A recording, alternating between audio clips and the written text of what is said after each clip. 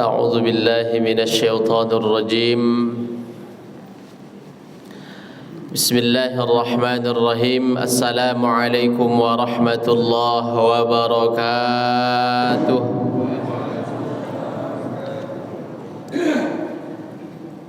الحمد لله رب العالمين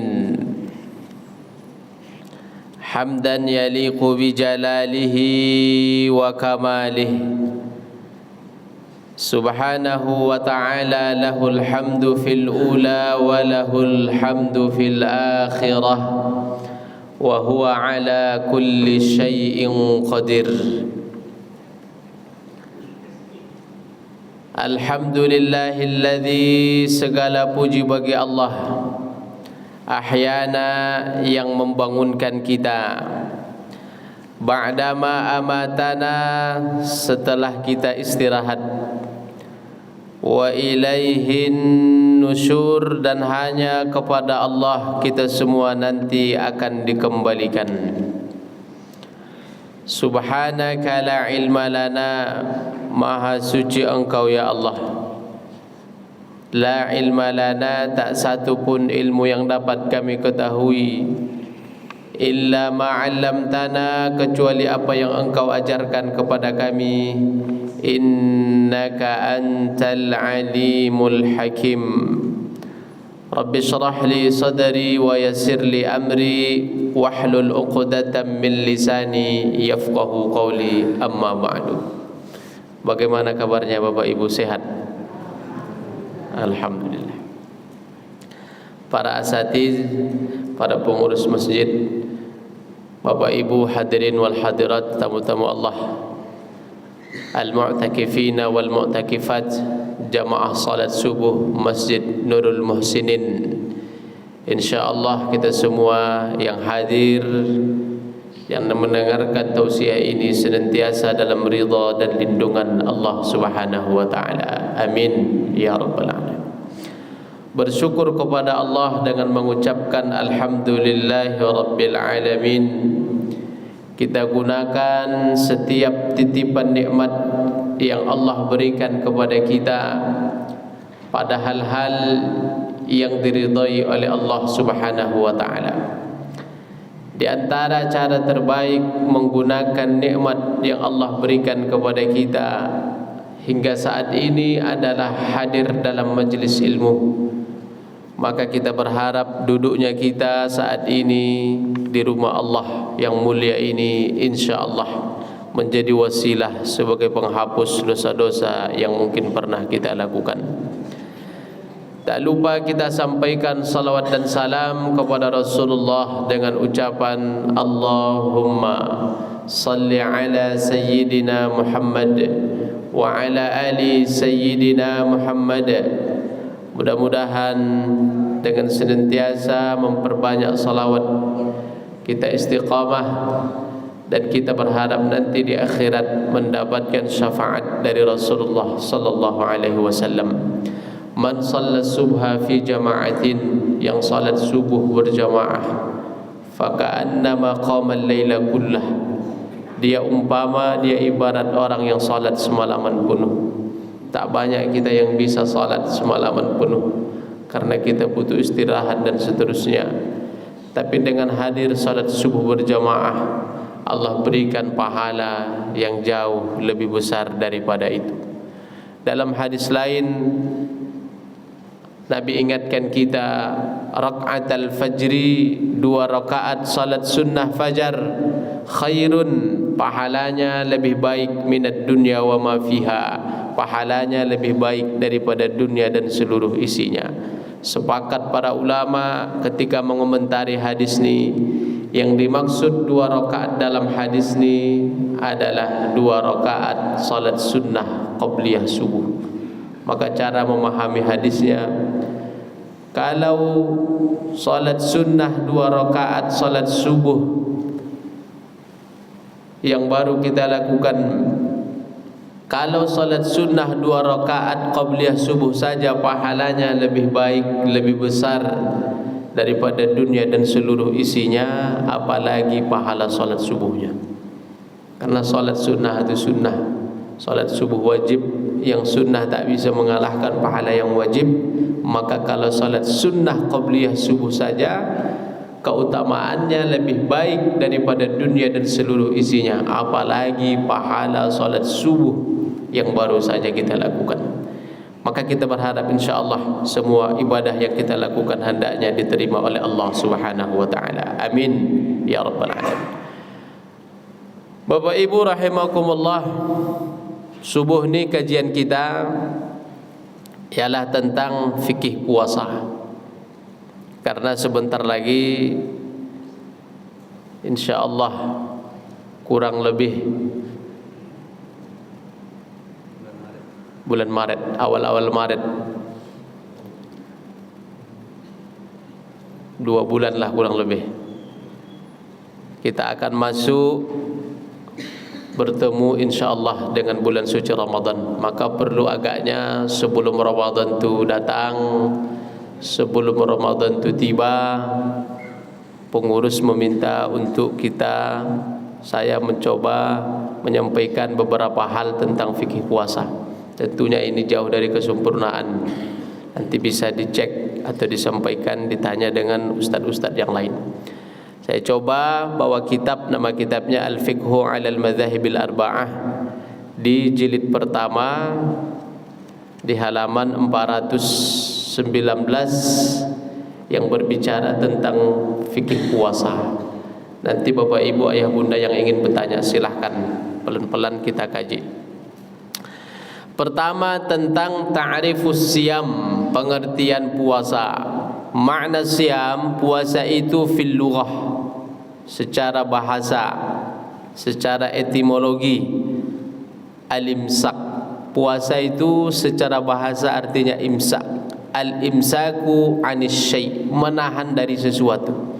Asal menahan dari sesuatu maka disebut dengan puasa menurut bahasa.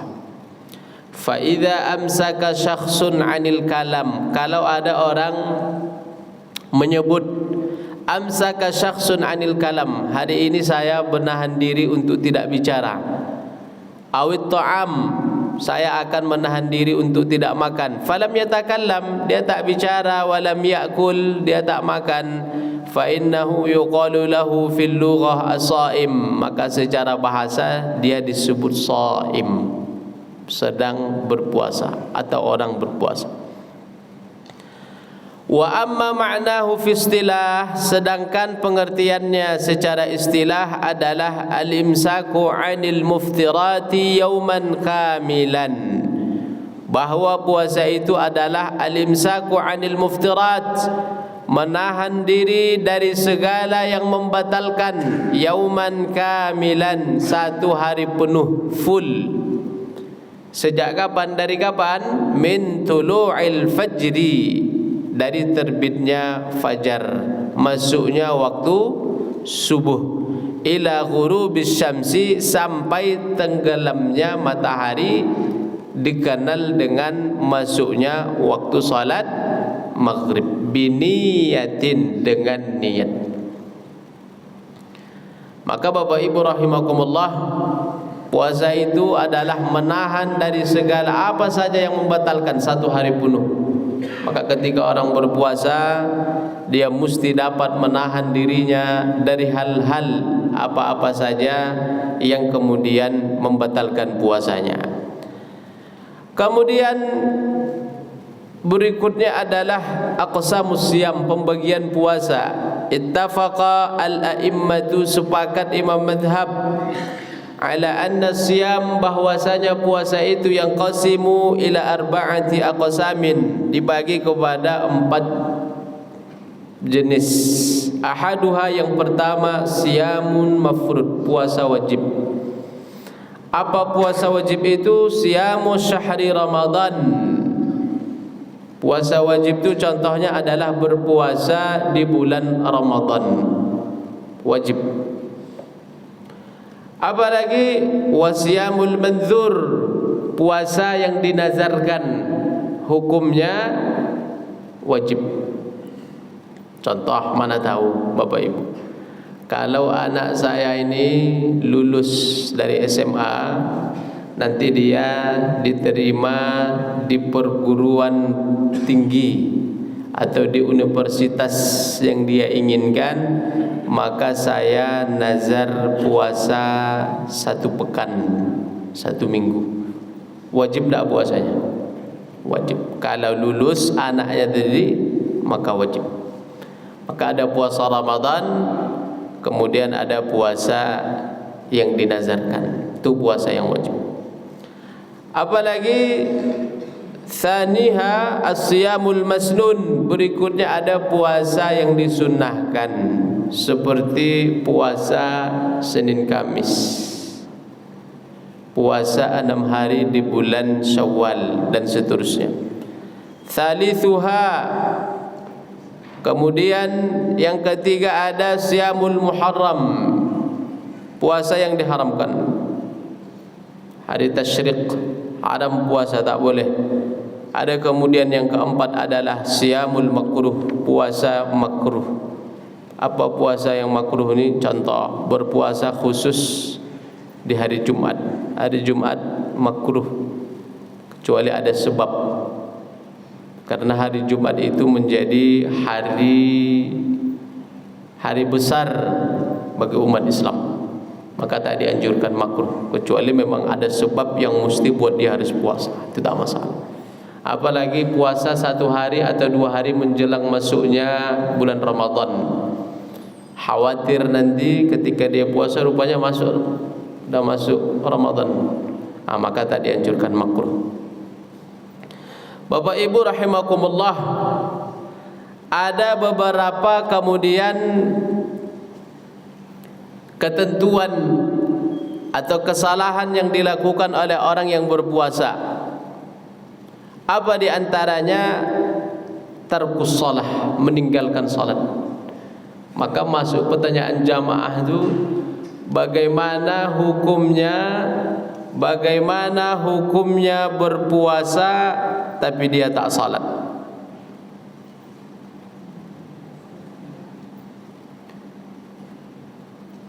Bagaimana, apa hukum orang yang berpuasa tapi tak salat? Tuh. Maka dia sebut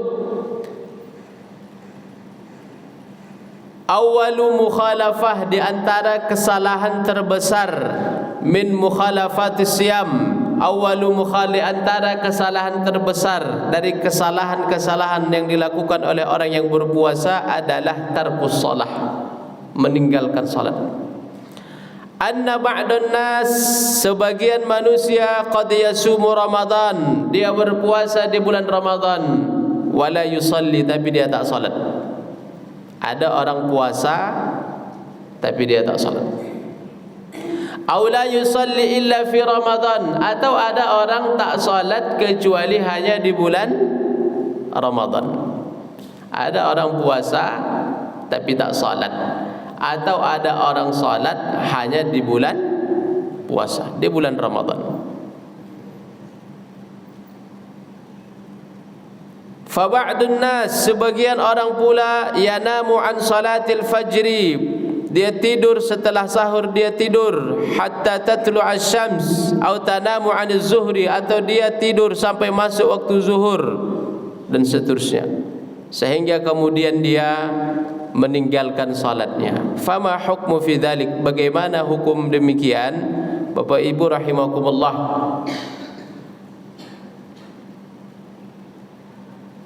para ulama menjelaskan di samping adanya perbedaan dalam hal ini, maka pendapat yang paling rajih termasuk dalam kitab ini disebutkan bahwa orang yang berpuasa tapi dia tak salat, puasanya tetap sah, tapi meninggalkan salat itu adalah dosa besar.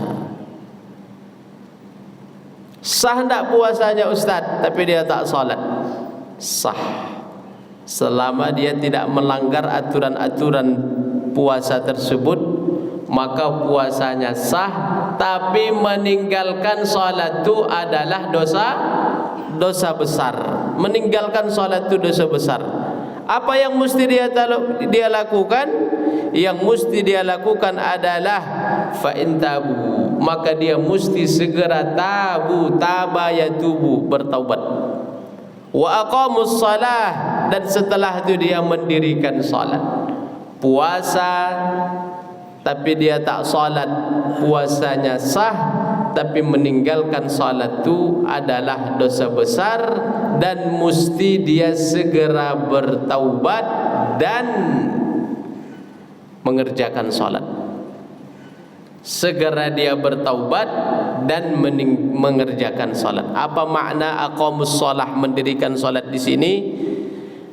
Sepakat imam mazhab yang 4. Mazhab Hanafi, mazhab Maliki, mazhab Syafi'i, mazhab Hambali. Imam mazhab yang 4 sepakat bahawa salat yang tertinggal dengan alasan apapun hukumnya wajib untuk kita ganti, wajib diqadha. Sepakat imam mazhab yang 4, mazhab Hanafi, Maliki, Syafi'i, Hambali, salat yang tertinggal dengan alasan apapun hukumnya wajib untuk kita ganti. Maka puasanya sah, tapi meninggalkan salat itu adalah dosa besar, maka mesti dia bertaubat kepada Allah dan mengganti salat yang dia tinggalkan.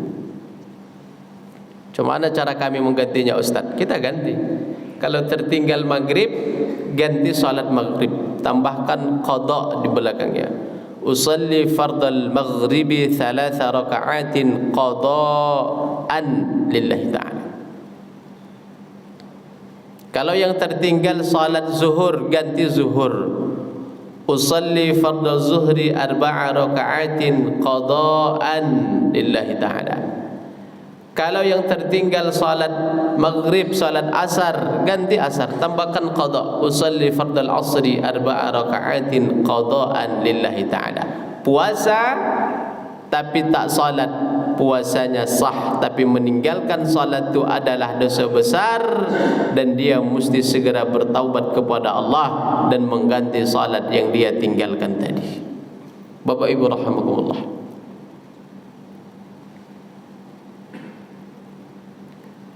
maka dalam hadis disebut awwalu ma yuhasabu bihil abdu yaumal qiyamati shalah, bahwa amalan pertama nanti yang dihisab pada hari kiamat adalah salat. Fa in saluhat, kalau salatnya baik, saluhal amalu kulluh, maka amalan yang lain dihitung baik oleh Allah. Wa in fasadat, tapi kalau salatnya bermasalah, fasadal amalu kulluh, maka amalan yang lain dihitung bermasalah. Maka orang yang berpuasa tapi tak salat, dia mesti segera bertaubat kepada Allah dan mesti dia mengganti salatnya. Taubat, lakukan salat. Dan dalam hadis, dalam fikih kita diajarkan, satu-satunya amalan yang tak bisa digantikan, tak bisa diwakilkan oleh orang lain adalah salat. Salat yang tak bisa digantikan oleh orang lain. Itulah hikmahnya mengapa kemudian perintah salat ini langsung dijemput oleh Nabi sallallahu alaihi wasallam ketika peristiwa Isra wal Mi'raj. Langsung dijemput oleh Nabi, ingin menyampaikan pesan kepada kita bahawa salat ni urusan kita masing-masing, tak bisa diwakilkan oleh orang lain dengan alasan apapun. Betapapun besarnya sayang seorang anak terhadap orang tuanya, maka anak tak bisa menggantikan salat orang tuanya. Betapapun besarnya sayang orang tua terhadap anaknya, orang tua tak bisa menggantikan salat anaknya. Betapapun besarnya cinta suami terhadap istrinya, tak bisa dia menggantikan, dan seterusnya. Maka tentang salat ini masing-masing kita nanti ditanya oleh Allah. Maka berpuasa tapi dia tak salat, puasanya tetap sah, tapi meninggalkan salat itu adalah dosa besar. Jelas Bapak Ibu? Jelas? Baik. Kita pelan-pelan. Maka dia sebut awalu mukhalaf, di antara kesalahan terbesar yang dilakukan oleh orang yang berpuasa itu adalah tarkus salah, meninggalkan salat. maka insya Allah kita tak meninggalkan salat. Salatlah walaupun berat, salatlah walaupun dalam keadaan yang berat untuk kita. Karena kemudian amalan pertama nanti ditanya, dihisab pada hari kiamat ini adalah tentang salat. Maka kita tarik ke dalam diri kita masing-masing. Tengok lagi, pernah enggak kita meninggalkan salat? Kalau pernah, ganti. Mumpung badan masih sehat, mumpung ajal masih ada, mumpung usia Allah masih titipkan kepada kita. Apalah yang paling banyak orang meninggalkan salat itu, Ustaz? Baralek. Kalau dah baralek tak salat lagi, payah tu. Ayah bunda rahimakumullah, orang tua nanti kelak akan ditanya di hadapan Allah tentang ni, maka dia sampaikan. Anak adalah amanah, kelak kita ditanya di hadapan Allah. Tak masalah kita adakan walimah, tapi ketika masuk waktu salat, sampaikan kepada anak kita masing-masing salat. Masuk waktu salat, salat. Karena baralek itu tidak kemudian menghalangi atau menggugurkan salat, tidak. Maka itu dia sebut anna ba'dan nas, sebagian manusia qad yasumu Ramadan, dia berpuasa di bulan Ramadan, wala yusalli, dia tak salat, atau la yusalli, atau dia tak salat illa fi Ramadan, kecuali hanya di bulan Ramadan. Maka kemudian kalau ada orang hanya dia berpuasa tapi dia tak salat, puasanya tetap sah, tapi meninggalkan salat itu adalah dosa besar. Dia mesti segera bertaubat kepada Allah dan mengganti salat-salat yang dia tinggalkan tadi. Itu yang pertama. Ada pertanyaan Bapak Ibu? Ada, kita lanjut pelan-pelannya.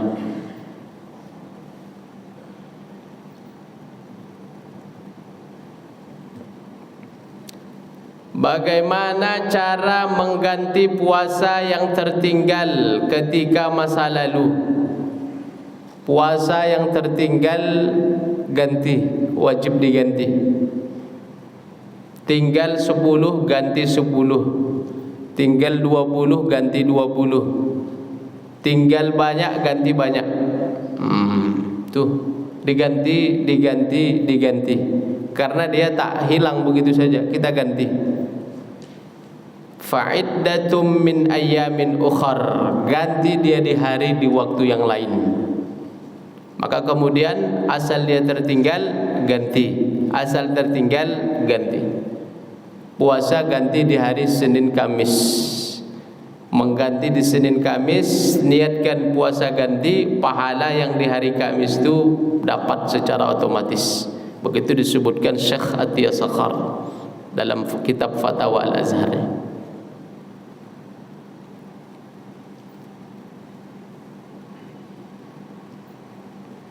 Bagaimana pula cara mengganti puasa masa lalu sedangkan sekarang kita sudah tua renta atau tak sanggup berpuasa? Kalau tak sanggup berpuasa, dulu tinggal puasa, kemudian akhir-akhir kita sadar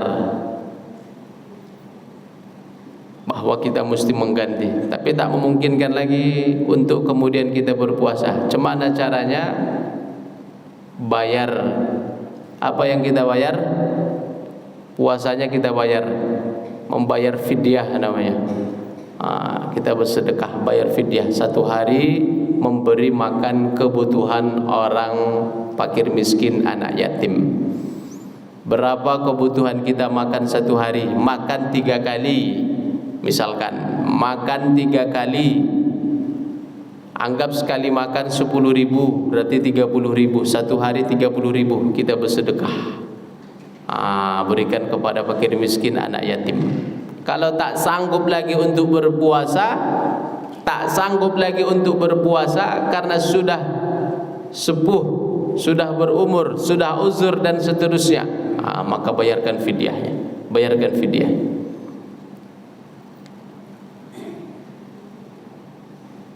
Bapak Ibu rahimakumullah, bagaimana pula cara mengganti puasa orang tua yang sudah meninggal? Kalau ingat kita, Ada puasa orang tua yang belum terbayar, mana tahu. Boleh tidak diganti Ustaz? Boleh. Man mata, siapa yang meninggal, fa alaihi siyam, ada hutang puasanya, shoma anhu waliyuh, maka walinya mesti menggantikannya. Ada orang meninggal, fa alaihi siyam, ada hutang puasanya, shoma anhu waliyuh, maka walinya boleh menggantikannya. Orang tua kita meninggal, ada hutang puasanya, ingat kita, kumpulkan anak-anaknya, kumpulkan anak-anaknya. Tinggal 10 atau tinggal 20, bapak itu punya anak 4, bagilah 20 bagi 4, masing-masing bagi. Jadi bukan cuman harta warisan yang kita bagi, ini pun hutang kewajiban puasa dia ini kita ganti, kita bagi. Boleh Ustaz? Boleh. Maka tadi dah kita jelaskan, semua ibadah boleh digantikan oleh orang lain kecuali salat.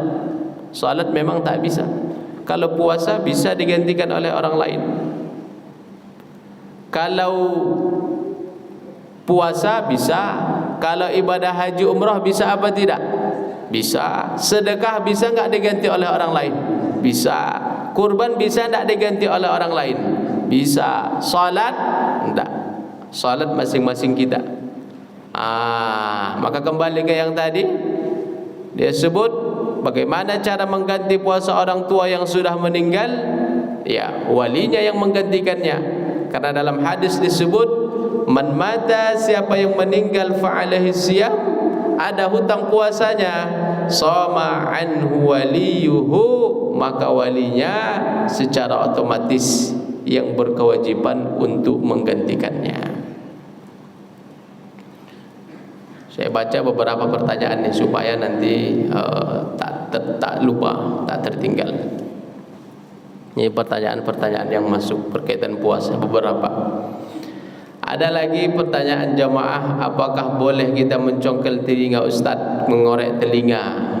Batal tak puasanya Ustaz?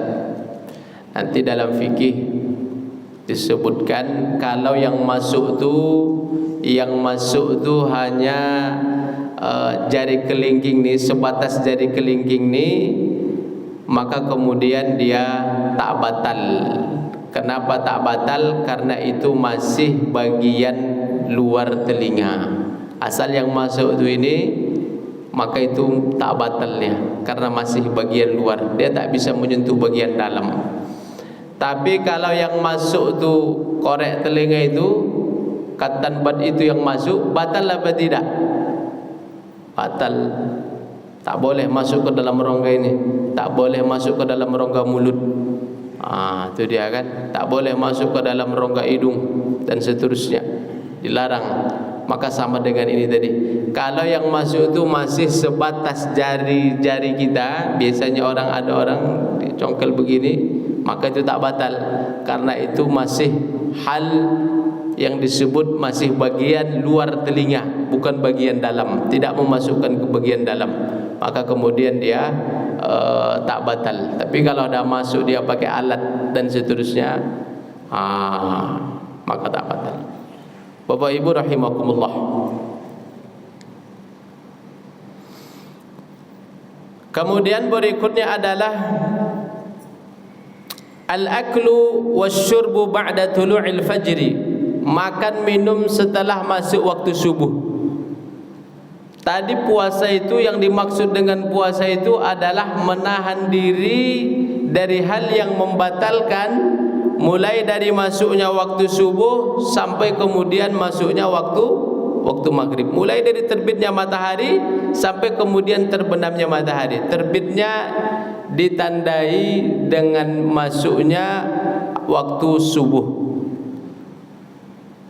Al-aklu wasyurbu, jadi macam bagaimana hukumnya makan dan minum ba'da tulu'il fajri, setelah masuknya waktu subuh. Kalau di tempat kita ini ada imsak, ada sirine yang berbunyi. Sirine yang berbunyi itu bahasa kitanya imsak. Itulah manfaat dari imsak itu. Kapan sirine itu berbunyi? 10 biasanya 10 menit menjelang masuk waktu salat subuh. Di tempat kita dibantu dengan sirine imsak itu. Kalau sirine itu berbunyi, masih boleh tak kita makan dan minum Bapak Ibu? Boleh kan? Masih boleh. Tapi kalau makanan kita makan, kita sedang makan nih, tiba-tiba masuk waktu subuh, azan, Allahu Akbar, Allahu Akbar, masih ada makanan di mulut nih, ditelan apa dibuang? Ditelan kata ibu. Ditelan apa dibuang bu?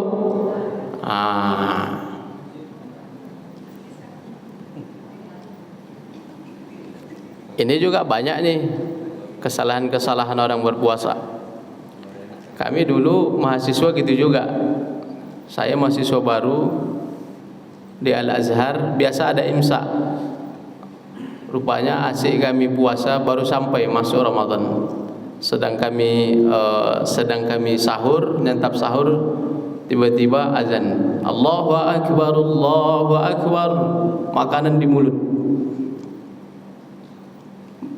Makanan masih di mulut, tiba-tiba azan. Saya tanya abang senior saya, "Bang, cuman ini bang?" Saya bilang. Kata abang tuh, "Kan baru masjid ini, masjid sana belum." Jadi bagaimana hukumnya? Kalau dah masuk waktu subuh, dah masuk azan, ada makanan dan minuman di mulut, maka tak boleh ditelan, mesti dibuang. Kalau ditelan batal. Kenapa batal Ustaz? Karena saat itu adalah waktu yang dilarang untuk makan dan minum. Tak boleh lagi. Itulah gunanya tadi sirine itu, ibunda kami rahimakumullah. Itulah gunanya tadi imsak itu. Imsak itu dia alarm. Maka tak boleh lagi mubazir Ustaz. Tidak berlaku mubazir. Maka dibuang. Maka kita perhatikan waktu sekarang kan dah banyak media untuk melihat waktu. Waktu salat subuh jam 4.36 misalkan. Dah tahu kita. 4.30, 4.32 dah stop, berhenti. Asal belum masuk waktu masih boleh. Tapi kalau sedang makan, sedang minum, azan, buang. Kalau ditelan batal. Itu dia. Dan jangan nanti mentang-mentang pengurus masjid kita telepon tukang azan kan, kamu jangan azan dulu ya, saya belum selesai makan. Itu pun tak boleh. Karena kita dah tahu kan, asal dah masuk waktunya, tak boleh lagi. Besok bu, begitu bangun, sebelum tidur ibu dah pasang alarm 4.30 waktu salat subuh. InsyaAllah bangun, buat pasang alarm 3.30, setengah 4. Rupanya tak terbangun. Pas terbangun ketika mendengar sirine imsak itu berbunyi. Masih boleh makan? Masih boleh makan bu? Boleh. Pergi bu ke dapur, ambil blender, masukkan nasi, masukkan lauknya, masukkan sayurnya, blender. Kasih pipet 2. Apa maknanya? Kalau masih imsak sirine itu berbunyi, boleh. Tapi kalau sudah azan, tak. Kalau sudah azan, tak boleh lagi. Ada makanan, buang. Ada minuman, buang. Kenapa? Karena saat itu adalah waktu yang diharamkan untuk makan dan minum. Saat itu adalah waktunya berpuasa. Maka kita menahan diri dari segala yang membatalkannya, termasuk ketika makan dan minum. Wallahu a'lam. Ada lagi Bapak Ibu pertanyaan? Silahkan ayahanda.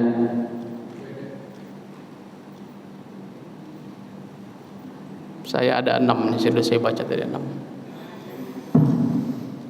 Waalaikumsalam warahmatullahi. Ini yang saya ingin tanyakan dan ingin kita selesaikan subuh ini adalah masalah puasa sunat. Saya kan pelaku puasa sunat Senin Kamis.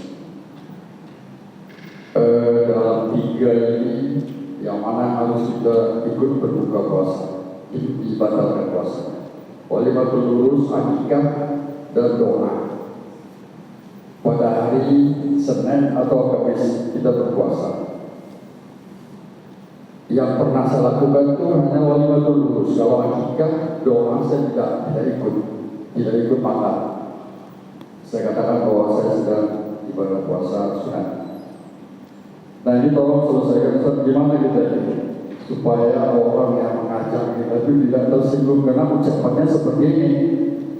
Ini kan kalau berbuka dapat 2 pahala. Awal sudah buka, awal sudah puasa sampai jam sekian. Kemudian berbuka dapat, saya tidak lakukan kecuali walimatul urus. Jadi mohon dijelaskan sejelas-jelasnya supaya kita ini melaksanakan dapat dengan sebaik-baiknya. Terima kasih. Assalamualaikum warahmatullahi wabarakatuh. Ada penekanannya sejelas-jelasnya. Kalau tak jelas nanti ayahanda mohon maaf, bisa tanya sama ustadz-ustadz yang lebih senior, lebih tajam ilmunya. Puasa sunnah ini judulnya. Puasa sunnah. Terbiasa puasa sunnah Senin Kamis, bagus. Nabi di antara amalannya adalah puasa Senin Kamis. Ketika ditanya kenapa berpuasa pada hari itu, dzaka yaumun wulidtu bih, karena hari itu saya dilahirkan. Ini dalil dibolehkannya peringatan Maulid juga untuk memperkuat kita. Maulid enggak Nabi Ustaz, Nabi Maulid. Cuma cara Nabi Maulid beliau berpuasa. Jadi pertanyaan ayahanda tadi, ada puasa Senin Kamis, kemudian ada walimatul urus, ada akikah, ada orang yang mendoa. Selama ini Bapak Ibu rahimakumullah kita puasa Kamis. Ini sebenarnya semuanya adalah ibadah isinya, ibadah. Menghadiri acara orang lain juga bagian dari ibadah. Puasa juga bagian dari ibadah. Kalau ana melihat, maka ana akan menyampaikan kita tidak membenturkan antara satu ibadah dengan ibadah lain. Tidak kita benturkan. Kalau sanggup puasa, puasa. Kalau sanggup kita berpuasa, ya puasa. Tapi kalau misalkan walimatul urus atau undangan, khawatir nanti kita bapak ini tersinggung. Kan udah kita tahu nanti ada undangan. Besok hari Senin ada undangan di tempat bapak ini. Kayaknya dia berat. Kalau saya puasa nanti dia bakal tersinggung. Kita jaga perasaannya. Tak puasa kita, boleh. Karena menghadiri undangannya juga bagian dari ibadah. Puasa tadi bagian dari ibadah. Ana ingin menekankan saja bahwa ibadah satu dengan ibadah yang tadi, puasa ini adalah ibadah, menghadiri undangan juga ibadah, maka tidak kita benturkan. Kalau sanggup kita puasa, puasa. Tapi kalau tak memungkinkan, takut kita tersinggung, tak masalah. Kita berbuka, kita hadiri undangannya, karena menghadiri undangan itu juga sifatnya adalah wajib dan itu juga bagian dari ibadah. Itu tadi ayahanda penekanannya, tidak membenturkan antara satu ibadah ini dengan ibadah yang lain. Maka kalau sanggup kita lakukan. Kalau bisa ya puasa kita. Kalau tidak, dalam fikih juga dijelaskan. Kalau ibadah itu Bapak Ibu rahimakumullah, kalau ibadah itu mulazamah, ibadah itu dah kita lakukan secara kontinu, kita lakukan secara terus menerus. Saya puasa Senin Kamis nih Ustaz, tak pernah bolong, tak pernah tertinggal. Suatu ketika ada undangan, undangan ini undangan sahabat saya, tak mungkin saya puasa Ustaz, takut saya tersinggung nanti. Maka dalam fikih disebut puasa, ibadah apapun bentuknya, kalau sudah kontinu, dah terus menerus kita lakukan, suatu ketika tak bisa kita lakukan karena satu alasan, maka kita tetap mendapatkan pahala yang sama sekalipun ibadah itu tidak kita lakukan. Bapak ibu kita musafir, selama ini kita salatnya salat rawatib dan seterusnya, atau ada ibadah yang kita lakukan tapi tidak bisa kita, karena kondisi tak bisa kita lakukan, dapat tak kita pahalanya? Dapat, sekalipun amalan itu tidak kita lakukan, pahalanya tetap dapat. Selama ini ayahanda puasa Senin Kamis, tapi ada dari undangan sahabat, tak mungkin saya berpuasa, nanti dia tersinggung. Tak masalah, bapak tidak usah puasa, pahalanya dapat, pahalanya tetap dapat, tak berkurang sedikit pun, sekalipun amalan itu tidak bapak lakukan. Dengan catatan tadi, amalan itu dilakukan secara muwazabah, continue, terus menerus. Itulah kurang lebih ayahanda. Nanti yang kurang-kurang bisa ditanya sama ustaz-ustaz yang lain. Wallahu a'lam. Maka tadi intinya kita tidak membenturkan satu ibadah dengan ibadah yang lain. Puasa bagian dari ibadah, menghadiri undangan juga bagian dari ibadah. Maka kita lihat mana kemungkinan yang paling kecil mudaratnya. Wallah. Ayahanda silahkan. Assalamualaikum. Waalaikumsalam warahmatullahi. Tadi mengenai penggantian orang tua meninggal, walinya harus digantikan. Dimaksud wali ini urainya siapa saja? Iya. Siapa saja yang menjadi wali kita? Bapak Ibu rahimakumullah, ada yang ke atas, ada yang ke bawah nanti. Siapa yang menggantikan puasa kita ini? Boleh paman, boleh kakek kita, boleh anak kita, boleh suami istri kita, siapapun boleh tentang puasa ini, boleh digantikan siapa aja. Tapi kemudian kita lihat. Kalau agaknya kemudian ada yang tak mungkin, ada yang dah paham nih, kita dah paham nih. Ada orang yang tak mungkin dia puasa, jangan kita paksakan. Mungkin yang lain bisa mengambil bagian lebih daripada yang tadi. Artinya itu walinya umum. Boleh siapa saja di sini. Kita suami, mungkin istri kita boleh menggantikan. Kita sudah menikah, kita sudah punya anak, anak boleh menggantikan. Kita punya paman, paman jika sanggup boleh menggantikan. Kita punya kakek, kakek boleh menggantikan, dan seterusnya. Artinya memang tadi penekanannya adalah puasa, kalau ada hutang maka digantikan oleh orang lain, dan ibadah puasanya sah. Semua ibadah itu boleh digantikan oleh orang lain kecuali salat. Maka salat tak bisa. Begitu ayahanda. Wallahu alam. Ya, ayahanda.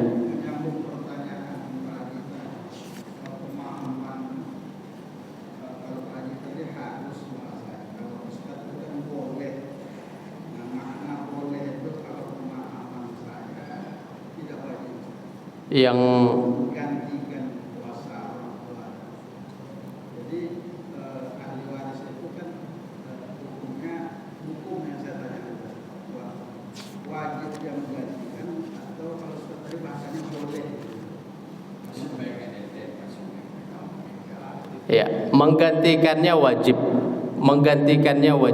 Menggantikan puasa itu wajib. Siapa yang menggantikannya? Wali-walinya tadi, anaknya terutama. Anaknya itulah anak dia mesti faham. Meninggal orang tuanya, dia tahu ada utang puasanya. Ada utang puasa orang tua saya dulu belum terbayar sama orang tua saya, dah meninggal. Tak sanggup dia dulu kemudian mengerjakannya. Kita tahu nih, dulu ada utang mak saya puasa karena melahirkan, setelah itu dia menyusui kita dan seterusnya, ada kita ingat utang puasanya. Dulu dia tak bisa menggantikannya karena dia mesti bekerja dengan alasan-alasan apapun kita tahu. Maka kemudian terutama di sini anak yang paham, anak yang lebih paham terhadap hukum ini, dia berhak, dia wajib menggantikan puasa orang tuanya tadi. Jadi saya tadi makna boleh di situ itu maksudnya wajib diganti. Dan kemudian mesti harus diganti. Maka saya tanya orang tua saya, masih ada lagi puasa mak? Alhamdulillah tak ada. ayah masih ada puasanya dulu yang tinggal-tinggal, kayaknya tidak ada lagi kata orang tua saya. Karena itu tadi anaknya di sini berperan aktif, berperan lebih. Kita kurangilah beban orang tua kita, itu caranya. Salah satu bakti kita terhadap orang tua mungkin, itu tadi. Kurang lebih begitu ya. Allah.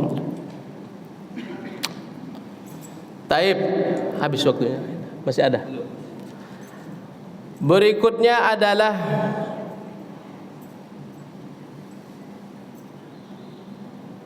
ba'dun nas, sebagian manusia yazunnu mengira anna siwak, bahwasanya bersiwak itu muharramun fi Ramadan, diharamkan di bulan Ramadan. Bersiwak, kalau siwak pakai kalau siwak pakai kayu siwak itu insyaallah kita ada umum. Kalau siwak kita puasa ini bersiwak pakai kayu itu, maka itu tak ada khilaf, tak ada perbedaan, semuanya membolehkan. Sampai kemudian bahkan sampai asar, sampai menjelang maghrib pun boleh. Maka imam-imam kita biasanya Imam Masjidil Haram, Imam Sudais mimpin salat setahu lurus rapatkan saf, dia sempatkan biasanya siwak. Sebelum salat dia siwak. Boleh kalau siwak itu. Nanti yang ada khilaf, yang ada perbedaan adalah hanya ketika kemudian menggunakan pasta atau sesuatu yang ada zat-zatnya itu. Itu baru. Tapi kalau siwak itu secara umum dibolehkan. Maka bagaimana kalau qabla zawal? Kalau qabla zawal, zawal itu matahari ketika salat zuhur, itu zawal. Kalau qabla zawal, sebelum zuhur, sebelum masuk waktu zuhur, maka dibolehkan, boleh, jaiz. Habis subuh, habis sahur, kemudian kita sholat subuh, habis itu tidur, lupa sikat gigi, lupa kita sikat gigi, bangun jam 10, boleh, nggak masalah, asal sebelum zawal dia boleh. Tapi kalau dah setelah zawal, setelah zuhur, baru nanti sebagian ada yang melarang. Melarangnya pun masuk ke dalam kategori makruh. Makruh itu kan dibenci, makruh gitu. Kenapa makruh? Karena bau dalam hadis la khulufu fami shaim, bau yang keluar dari mulut orang yang berpuasa itu atyabu indallah, lebih wangi, lebih baik di sisi Allah min rihil miski, daripada wangi kasturi. Ada yang mengatakan demikian. Maka kemudian Bapak Ibu, terkadang kita mendengar asal dah zuhur tak boleh, asal dah masuk waktu zuhur tak boleh. Memang idealnya kalau bisa sebelum zawal ni kita wanti-wanti, sebelum zuhur itu batasnya, idealnya. Tapi kemudian tadi itu kami sampaikan ni mahallul khilaf, ada perbedaan saja.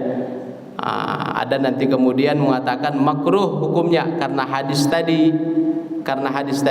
lalu kemudian dia makruh, tidak pada sampai membatalkan. Yang tak boleh itu satu, Bu. Apa dia? Yang tak boleh itu sikat gigi sambil minum air. Itu tak boleh itu. Maka silahkan at-tasawuk, bersiwak, sikat gigi, memakai ini dan seterusnya, usahakan kemudian sebelum zuhur. Atau bagus sebelum kita ke masjid, bagus. Habis sahur sikat gigi, dah habis itu berangkat ke masjid, udah wangi, dah rapi, dah sikat gigi. Khudhu zinatakum inda kulli masjid.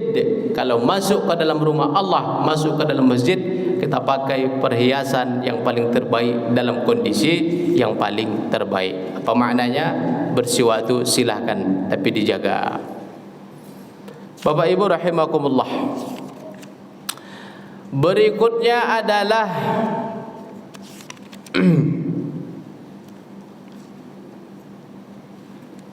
apa lagi? Adamu ma'rifati hukmi man asbaha junuban fi Ramadan. anna ba'dan nas, sebagian manusia yusibul haraj idza asbahat junuban fi Ramadan wa lam taghtasil wa yaqulu la yajuzu li an asuma wa atimmus shaum. Ada orang mengatakan saya dalam kondisi junub maka saya tak bisa puasa. Saya dalam kondisi junub, saya belum mandi besar, maka saya tak bisa puasa. Betul apa tidak nih? Kalau mohon maaf kita tidur malam, kemudian junub kita, setelah itu bangun tak sempat mandi atau tak memungkinkan mandi karena kondisi yang dingin dan seterusnya, maka silahkan kita sahur dan niat puasa, puasanya sah. Tapi kalau sholat, sholatnya tidak boleh, dia mesti mandi dulu tadi. Kalau puasa silahkan. Itu poin yang dia kemudian ingin sampaikan, bahwa kemudian kalau dia junub ya silahkan, dia boleh sahur, dia boleh berpuasa. Setelah itu segeralah kemudian dia mandi, karena kemudian dia akan melaksanakan sholat. Apalagi zanna ba'dun nas, sebagian manusia mengira annahu, bahwasanya idza nazala al-qayyu, apabila dia muntah, tubtilu yuftiru shaumu mutlaqan, membatalkan puasanya secara otomatis. Itu juga ada asal muntah batal atau enggak. Ada kalimat amdun, amdan ini sengaja. Kalau disengaja maka secara otomatis batal. Muntah yang membatalkan puasa itu adalah muntah yang disengaja. Kalau disengaja batal, kalau enggak batal. Contoh, kita sedang musafir, ada orang sensitif dia di perjalanan, sensitif dia di mobil tuh, tiba-tiba aja muntah dia puasa perjalanan, tiba-tiba muntah, batal apa tidak? Enggak. Ada ibu-ibu hamil misalkan, biasanya sensitif, kadang dia tiba-tiba muntah, batal apa tidak? Enggak. Kalau tak ada unsur kesengajaan di dalamnya, maka kemudian tak batal. Tapi kalau ada unsur kesengajaan maka batal. Apa unsur kesengajaan itu, Ustaz? Contoh, dimasukkannya jarinya ke mulutnya. Itu kan ada unsur kesengajaan tuh. Masukkannya, atau dia korek-korek dan seterusnya. Tiba-tiba muntah dia, batal apa tidak? Batal. Maka muntah yang dimaksudkan membatalkan puasa itu adalah muntah yang disengaja. Kalau disengaja batal, kalau tak disengaja tak batal. Wallahu a'lam. Taib, ini mungkin sedikit. Ada lagi Bapak Ibu? Kalau tidak ada, tutup dengan doa lagi. Mudah-mudahan sedikit ini menjadi muqaddimah. Ini sebagai muqaddimah saja, pembuka dari sekian banyak hukum-hukum atau ketentuan-ketentuan tentang puasa yang mungkin mesti kita pelajari lagi. Maka nanti silahkan, saya bilang tadi di awal, ini sebagai muqaddimah, jauh dari kesempurnaan, nanti ditambah disempurnakan dengan ustaz-ustaz kita yang lain. Segala yang benar itu mutlak datangnya dari Allah, yang salah datangnya dari kami. Mohon maaf, kita tutup dengan doa sama-sama. Astaghfirullahalazim.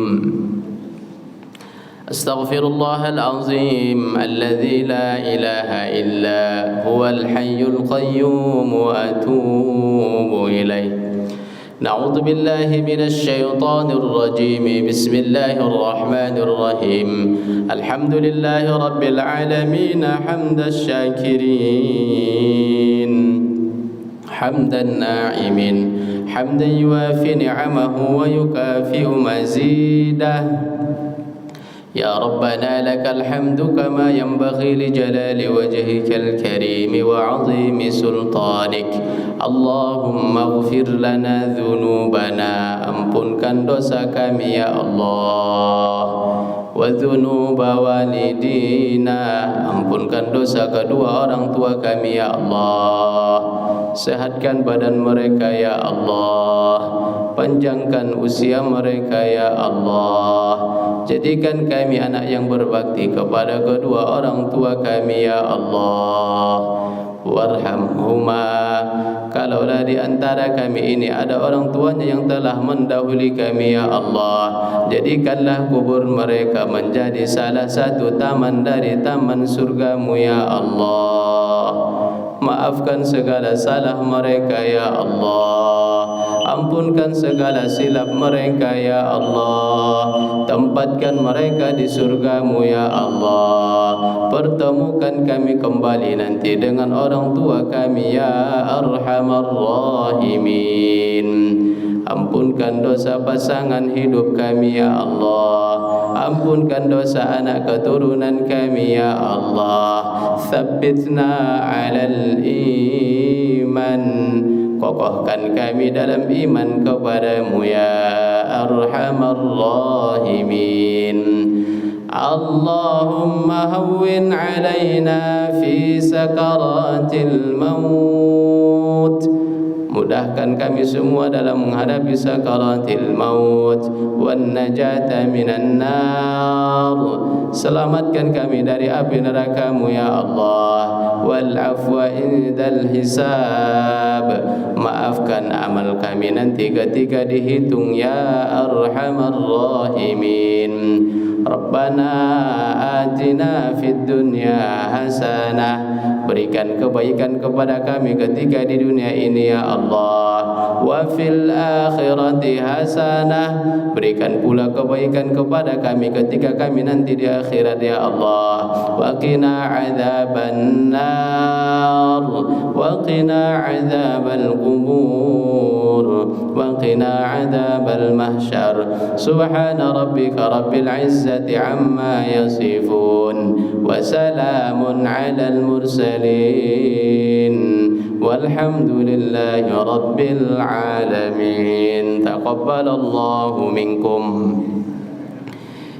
Ini yang bisa kami sampaikan. Segala yang benar datangnya dari Allah, yang salah datang dari kami banyak maaf. Assalamualaikum warahmatullahi wabarakatuh.